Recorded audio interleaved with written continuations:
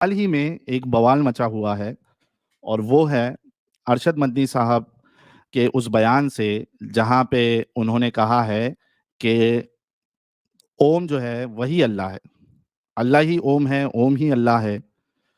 तो पहले सुन लेते हैं बयान क्या है, उसके बाद हमारे साथ दो मोमिन हजरात भी हैं, उनसे भी हम बात कर लेंगे इस मौजू पे।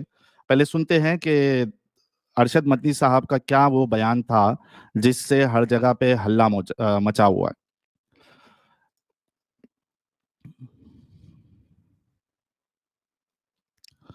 अमित वो ऐड कर दो, मैंने ऐड किया था शायद आपने रिमूव कर दिया, न और श्री वो स्क्रीन राम को थे, छोटा कर दो। बड़े बड़े धर्म जी गुरुओं से पूछा, जब कोई नहीं था, न श्री राम थे, न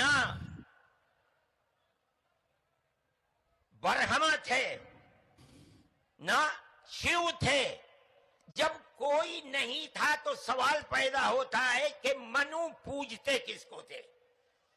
कोई कहता है कि शिव को पूजते थे, लेकिन उनके पास इल्म नहीं है। बहुत कम लोग ये बताते हैं कि मनु कुछ नहीं था दुनिया में, वो ओम को पूजते थे। मैंने कहा ओम कौन है? बहुत से लोगों ने कहा कि वो एक हवा है जिनका कोई रूप नहीं है, कोई रंग नहीं है, वो दुनिया में हर जगह है, हवा हर जगह है। उन्होंने आसमान बनाया, उन्होंने जमीन। मैंने कहा कि अरे बाबा, इन्हीं को तो हम अल्लाह कहते हैं, हाय इन्हीं हाय को हाय। तो तुम ईश्वर कहते हो, ओहो हो। इसी को तो हम अल्लाह कहते हैं। फारसी बोलने वाले खुदा कहते हैं, अंग्रेजी बोलने वाले गॉड कहते हैं। इसका मतलब यह है कि मनु एक अल्लाह, मनु यानी आदम, एक ओम यानी एक अल्लाह को पूजते थे। ये हमारे मुल्क की जी, और इन्होंने ये चीचा जान ने ये पूरे बौखला गए हैं, और ये बड़ी ये इनका एक्चुअली है ना शातिरपन है। ये बड़े शातिर होते हैं। यही इस तरीके की चीज़ जो है इनके जो दूसरे बड़े-बड़े धुरंधर जा चुके हैं, जिनका अभी समझिए हिंदुस्तान से नामो-निशान मिट गया है।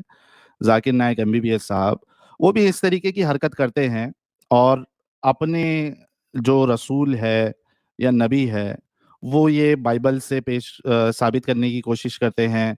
फिर चलो बाइबल से करते हैं तो थोड़ा बहुत समझ में आता है, लेकिन इनकी मजाल इतनी हो जाती है और ये लोगों को इतना बेवकूफ़ समझते हैं कि ये इससे बढ़कर ये हिंदू धर्म ग्रंथ जो है, सनातन धर्म ग्रंथ जो है, वेद और उपनिषद या फिर पुराण ले लीजिए आप, ये वहाँ से भी अपने जो फिगर्स हैं इनके इम्पोर्टेंट फिगर्स रसूल और अंबिया, ये वहाँ से उनको साबित करने की कोशिश करते हैं ताकि ये दूसरे मज़हब वालों को, ईसाइयों को और जो सनातनी है, जो हिंदू है, उनको ये बेवकूफ़ बना सके।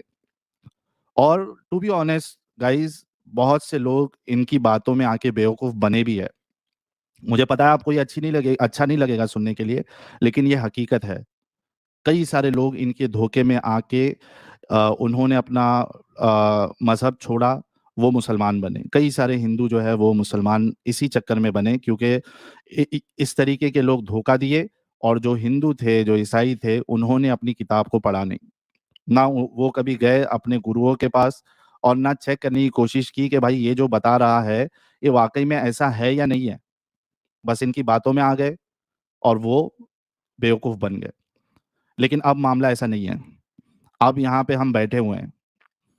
ये जितने ये लोग धोखा देने की कोशिश करेंगे, हम यहाँ पे बैठे हैं इनके धोखे को एक्सपोज़ करने के लिए, ताकि जो खुद मुसलमान हैं वो भी इस जंजाल से निकल जाए, और जो हमारे दूसरे मज़हब के लोग हैं और ख़ास करके हिंदुस्तान में जो हिंदू हज़रात है, सनातनी हज़रात है, वो इनके ट्रैप में ना फँसे। तो आप लोग सब लोगों से गुज़ारिश है कि वीडियो को लाइक और शेयर करें। अच्छा, इसमें आप देखिए कि मंच सेट किया गया था मोमिनों के उलमाए जमीयत जो है, उलमाए हिंद, इन्होंने इतना बड़ा प्रोग्राम मुनक्कद किया था। वहाँ पे कई सारे मोमिन को ये भी थी, जनता भी थी, या कौम आप कह लीजिए या ऑडियंस आप कह लीजिए। इसके बावजूद इन्होंने जो एक जैन मुनि जी को बुलाया था, वो इतनी बड़ी भीड़ देख के वो डरे नहीं। And I salute to this guy, I salute to this Jain मुनि साहब, जो डरे नहीं, जो गलत को सुनकर उन्होंने एक्सेप्ट नहीं किया, बल्कि उन्होंने एक करारा जवाब दिया इतनी बड़ी भीड़ के सामने। वो भी हम सुन लेते हैं, उसके बाद हमारे मोमिन कॉलर को हम लेंगे।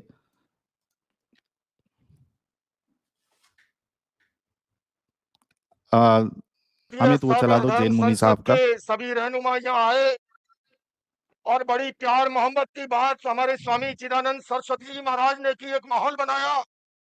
मैंने भी अपने विचार रखे, संयोजक गोस्वामी सुशील जी महाराज ने बड़ी प्यार मोहब्बत की बातें की, हमारे सिख समाज से परमजीत सिंह चंडोक जी ने बड़ी प्यार मोहब्बत की बातें की।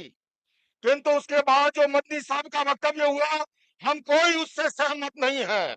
और मैं हाय आपसे हाय हाय। निवेदन करना चाहता हूँ, हमें केवल जोड़ने की बात अगर करनी है, प्यार मोहब्बत की कीजिए। ये जितनी कहानी सुनाई है, अल्लाह मन्नू ये वो, उससे 4 गुना कहानी मैं सुना सकता हूँ। मैं मदनी साहब, आप मेरे पिता तुल्य हैं, मैं आपको दावत देता हूँ साक्षात के लिए। आप दिल्ली आइए, आप मुझे सहारनपुर बुलाएंगे, मैं सहारनपुर आऊंगा। और आपको निवेदन करता हूँ, जैन धर्म के 24वें तीर्थंकर भगवान महावीर हुए, और उससे पहले भगवान 523वें थे। वरिष्ठ नेमी जो है योगीराज कृष्ण के चचेरे भाई थे। किंतु याद रखिए, उससे पहले तीर्थंकर भगवान ऋषभ थे, जिनके पुत्र भरत और बाहुबली के आधार पर इस भारत का इसका नाम पड़ा है। आप ऐसे नहीं मिटा सकते। आपने जो बात कही है, मैं सहमत नहीं हूँ, और मेरे सारे सर्वधर्म के संत वो इससे सहमत नहीं है। हम केवल सहमत हैं, आपस में मिलजुल कर रहे, प्यार से रहे, मोहब्बत से रहे। और इसके सिवा ये जो कहानी ओम मन्नू अल्लाह उसकी औलाद, ये फालतू की बातें हैं। सारा पलीटा लगा दिया एकता के सद्भावना के सम्मेलन को। हाय हाय हाय हाय। यार जैन मुनि साहब के लिए सभी लोग, मैं चाहता हूं उनको मेरे तरफ से प्रणाम, और उनके लिए गुलाब जरूर आप लोग फेंके। क्या डेयरिंग है यार, आय हाय हाय हाय हाय। मैं तो फिदा हो गया जैन मुनि साहब के ऊपर कि इतनी बड़ी भीड़ के सामने, जो कि बिल्कुल बेकाबू हो सकती है, उनके सामने उन्होंने इस पागलपन को एक्सेप्ट नहीं किया, इस धोखे को एक्सेप्ट नहीं किया, बल्कि सबके सामने उन्होंने इसका विरोध किया। साहिल भाई, जी अगर अमित। इनकी ट्वीट देखे होंगे आप जैन मुनि की, तो लिखे हैं ट्विटर पे कि मैं अपनी हाँ शहादत देने के लिए तैयार था, लेकिन ये फालतू बातें सुनने को बिल्कुल मेरा दिल नहीं कर रहा था, मैं वहां पे लग गया इनसे भाई, टोटली। साहिल अगर बोल रहा है कि मैं वाकई में इनको प्रणाम करता हूं, तो सोचो कि कुछ ना कुछ तो बात होगी ना उस बंदे में। बिल्कुल। अन्नू मन्नू अल्लाह पल्ला जबरदस्त।